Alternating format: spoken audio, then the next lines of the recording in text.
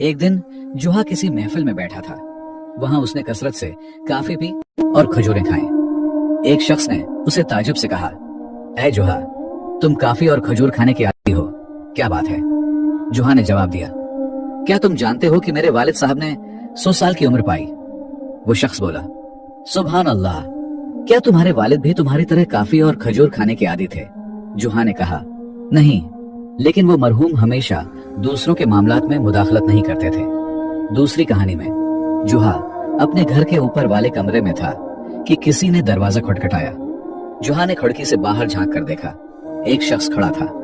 جوہا نے پوچھا، کیا چاہتے ہو؟ شخص نے کہا، نیچے آ کر بات کروں گا۔ جوہا نیچے آیا اور وہ شخص بولا، میں غریب ہوں، مجھے کچھ خیرات چاہیے۔ جوہا اندر ہی غصہ ہو گیا، مگر اس نے اپنے آپ کو سنبھالا اور کہا، میرے پیچھے آؤ۔ جوہا اوپر والے کمرے کی طرف چڑھا اور وہ شخص اس کے پیچھے آیا۔ جب دونوں اوپر پہنچے تو جوہا نے کہا، اللہ تمہیں دے۔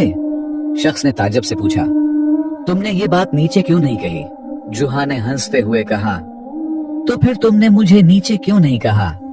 یوں جوہا اپنی ظریفانہ حکمت سے لوگوں کو ہنسانا اور آداب سکھانا جانتا تھا، بغیر کسی نصیحت کے۔ جوہا کسی محفل میں بیٹھا تھا۔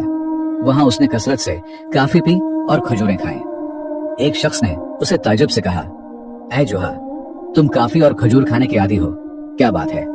جوہا نے جواب دیا، کیا تم جانتے ہو کہ میرے والد صاحب نے 100 سال کی عمر پائی؟